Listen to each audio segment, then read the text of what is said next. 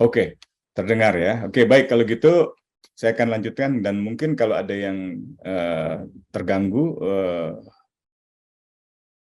mohon ditegur saja saya supaya bisa berhenti gitu. Maksudnya gangguan teknisnya. Oke, Assalamualaikum warahmatullahi wabarakatuh, Ibu Bapak sekalian yang saya hormati. Kalau boleh langsung saja, sebenarnya saya ingin mengetengahkan satu pandangan filosofis tentang kepolisian di dalam bidang hak asasi manusia.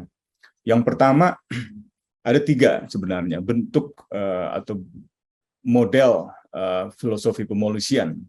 Yang pertama adalah pemolisian krisis, yang kedua adalah pemolisian otoritarian atau pemolisian otoriter, dan yang ketiga adalah pemolisian masyarakat.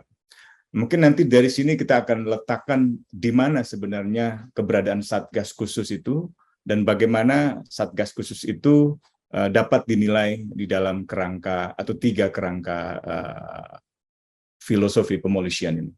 Nah, yang pertama untuk filosofi pemolisian krisis ini didefinisikan sebagai pemolisian yang represif, di mana aparat kepolisian disibukkan dengan urusan-urusan ketertiban dan kontrol kekerasan dengan kekuatan.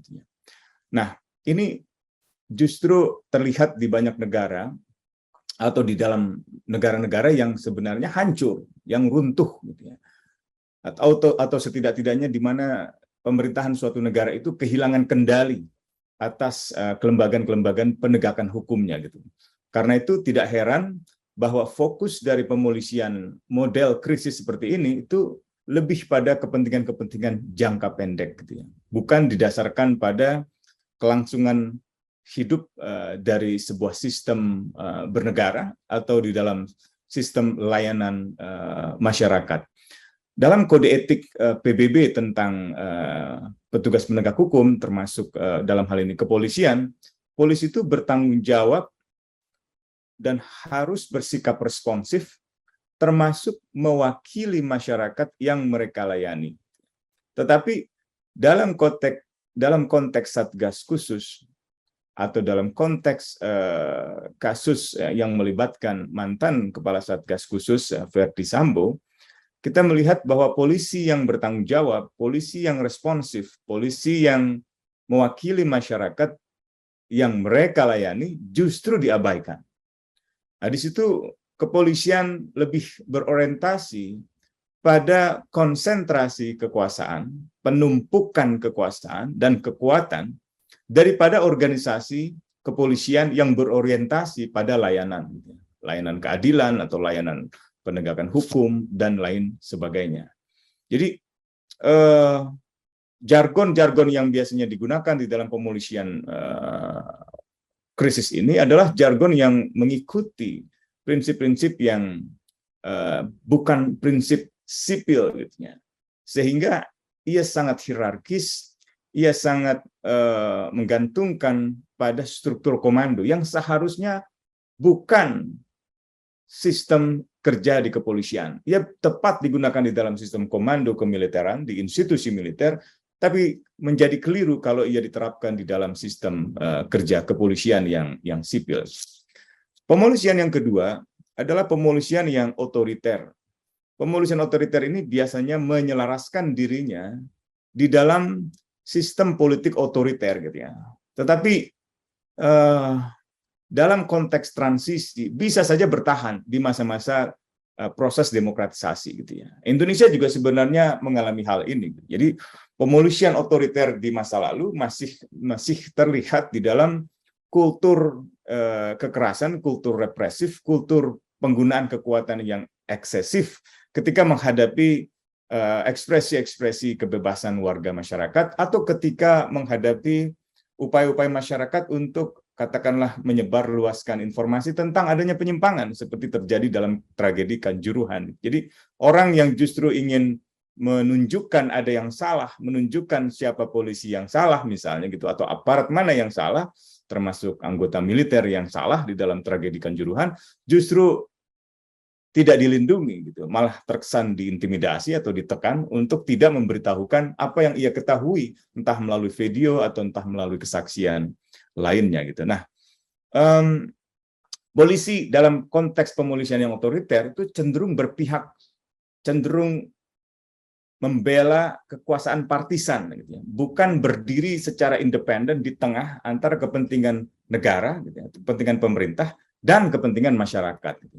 Nah, keberpihakan ini juga tercermin di dalam tindakan-tindakannya yang sepihak dan melakukan apapun yang menurut mereka dianggap baik tanpa peduli apa yang baik menurut masyarakat. Gitu ya.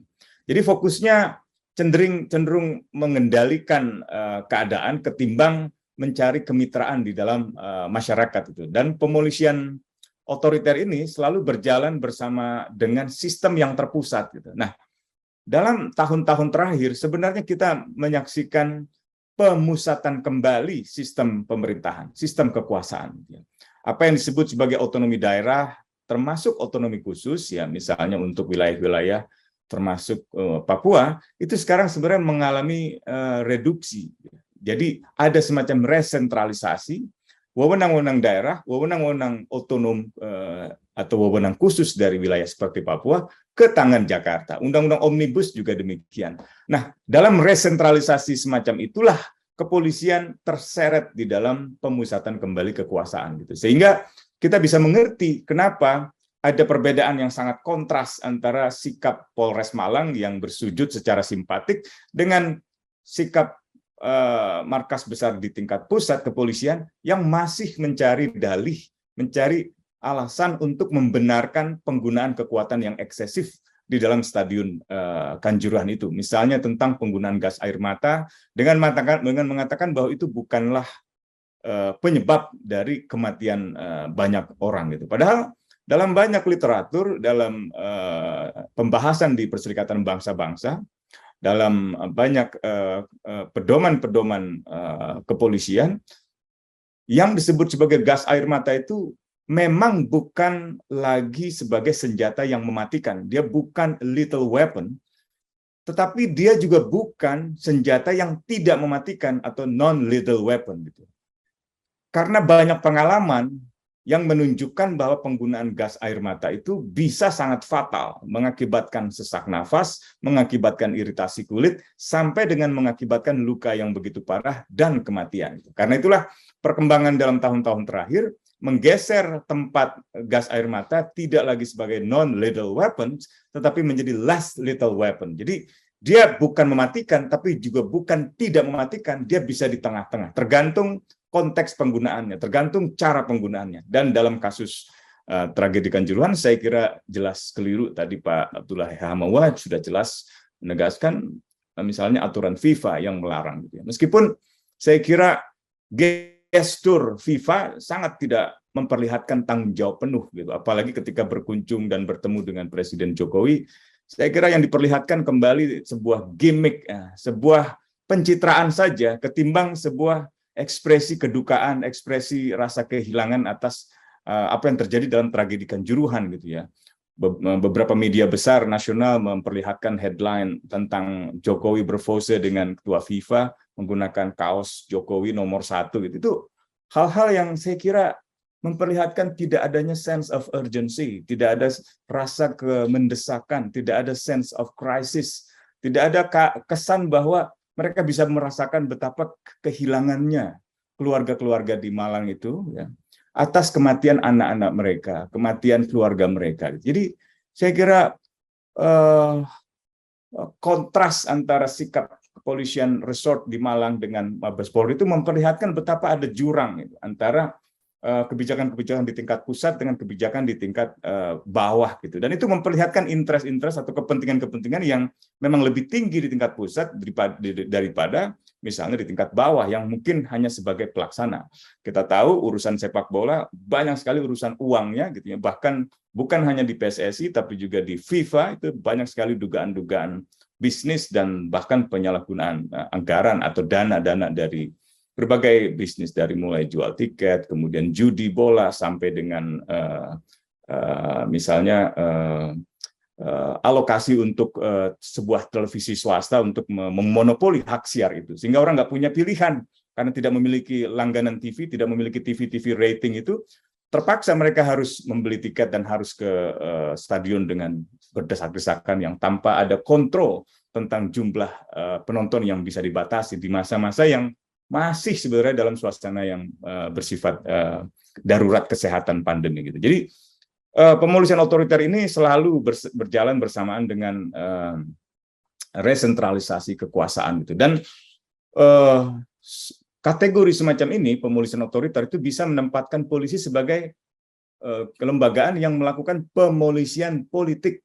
Pemolisian politik itu bukan lagi pemolisian publik dalam arti untuk melayani kepentingan masyarakat secara independen, tetapi justru melayani kepentingan-kepentingan politik kita. Dalam sistem pemolisian politik seperti ini, hak asasi manusia cenderung dianggap sebagai beban tambahan yang membatasi polisi gitu. Jadi ini satu persoalan serius gitu. Dan pemolisian otoriter ini karena tidak responsif terhadap keluhan masyarakat, terhadap aspirasi masyarakat, menjadi sangat terhambat karena kurangnya komunikasi antara polisi dan masyarakat. Demikian juga akses masyarakat atas informasi perkara-perkara yang mereka laporkan di dalam kepolisian. Kecuali viral baru kemudian polisi memberikan tanggapan. Atau kecuali membawa keuntungan finansial, baru kemudian mendapatkan pelayanan gitu ya. Bahkan dengan adanya suap saja dalam perkara jam mewah itu, kita melihat malah dua belah pihak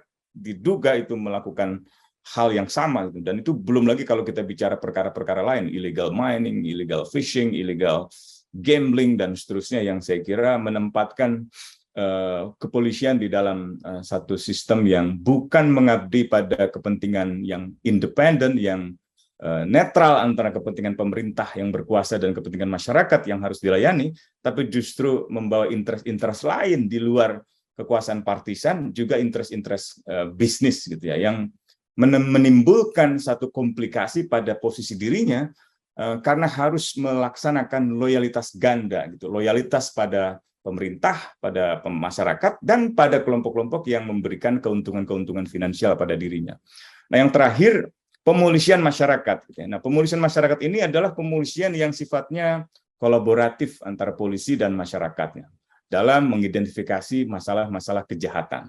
Yang kita lihat sekarang bukanlah sebuah pendekatan upaya kolaboratif antara masyarakat dengan polisi, justru upaya yang bertolak belakang sama sekali. Jadi aspirasi-aspirasi masyarakat, informasi-informasi masyarakat yang disebarluaskan di media sosial, misalnya tentang keberadaan Satgas Khusus, tentang dugaan bahwa Satgas Khusus ini melakukan pungutan dan setoran terhadap praktek perjudian, baik di dalam negeri maupun di luar negeri, termasuk pungutan dan setoran terhadap praktek peredaran narkotika, baik di dalam negeri maupun di luar negeri, termasuk melakukan pungutan dan setoran dalam praktek-praktek tindak pidana pencucian uang, baik di dalam negeri maupun di luar negeri, termasuk melakukan praktek-praktek pencucian pungutan dan setoran terhadap dugaan-dugaan kasus-kasus korupsi yang dipermainkan. Itu seluruhnya seperti dilempar balik begitu saja oleh kepolisian tanpa diserap, tanpa dicerna, tanpa ditelusuri melalui satu investigasi kriminal yang objektif gitu.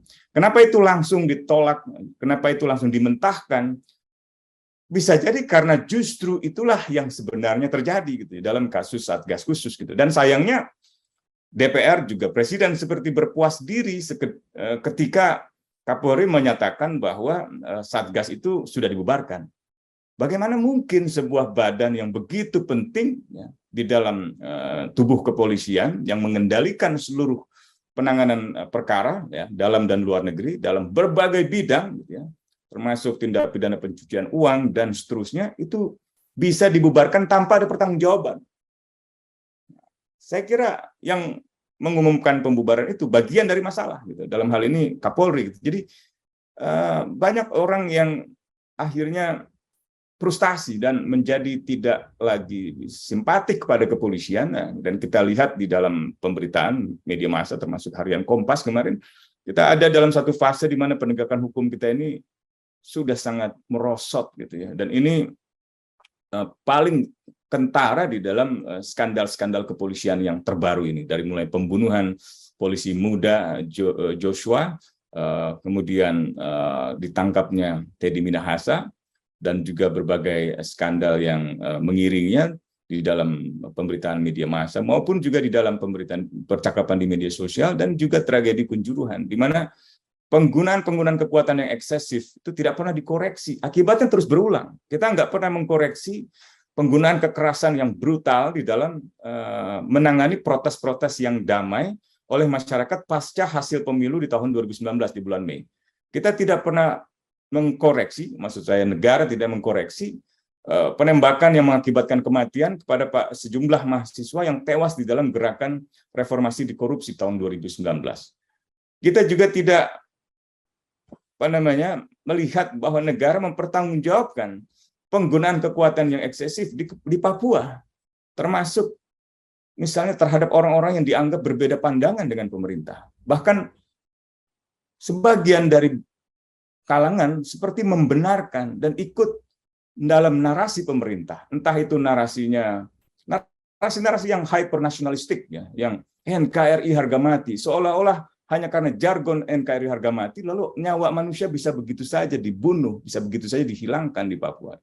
Nah, ini sebenarnya bukanlah spirit atau bukanlah jiwa dari persatuan Indonesia yang ada dalam Pancasila, tetapi persatean Indonesia. Ini yang disebut Hatta sebagai antitesa dari persatuan, yaitu persatean. Kita hanya memaksa manusia-manusia di Papua itu untuk terintegrasi ke dalam Indonesia dengan cara-cara yang koersif, bukan dengan suatu ikatan-ikatan sosial yang persuasif gitu ya, atau dengan distribusi keadilan sosial yang merata gitu. Nah, itu semuanya tidak ada koreksi.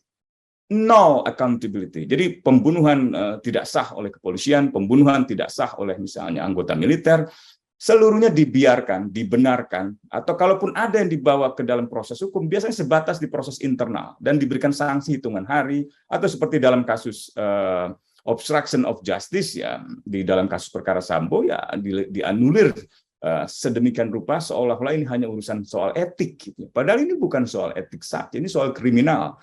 Sesuatu yang melanggar etika belum tentu tindakan kriminal. Sesuatu yang merupakan tindakan kriminal bisa dipastikan atau hampir pasti melanggar etika.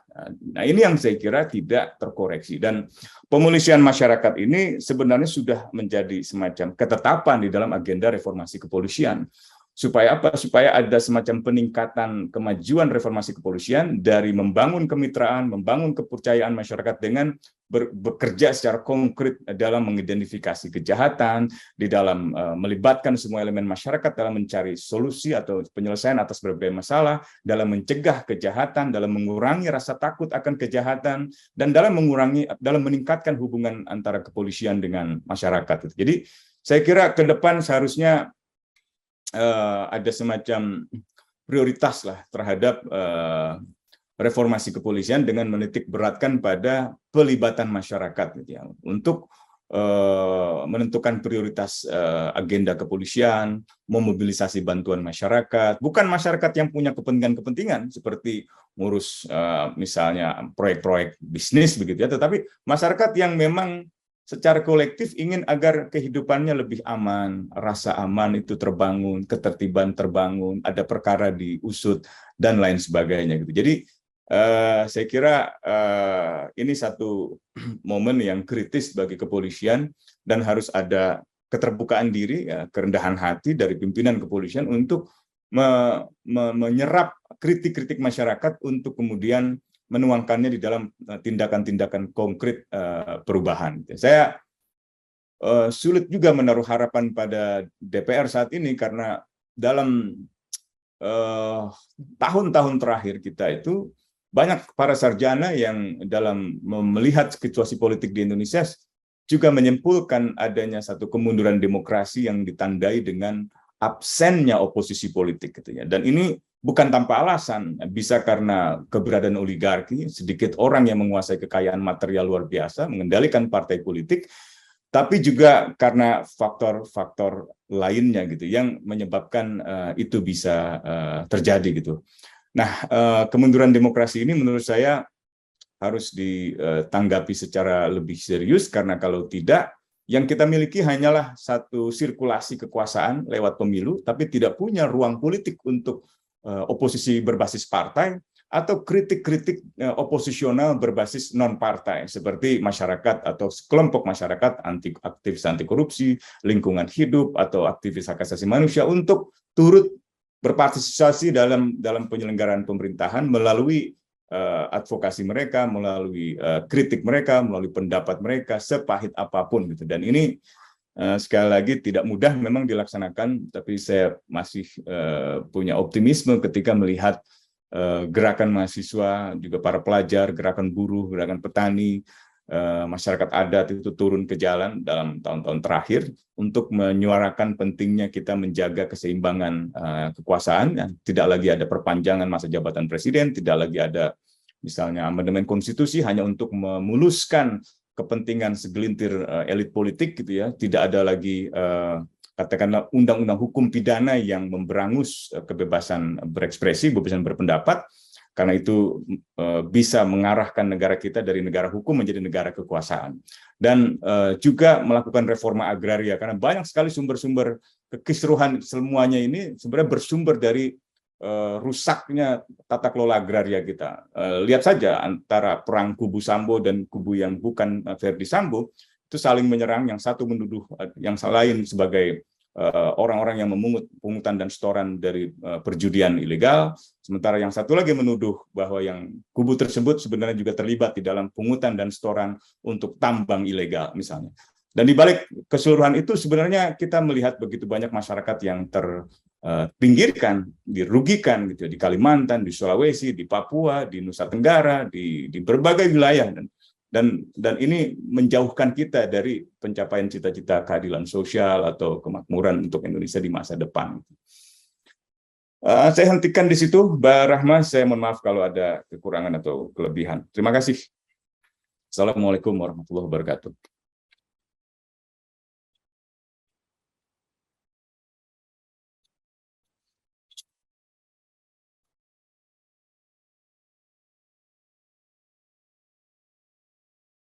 Disebabkan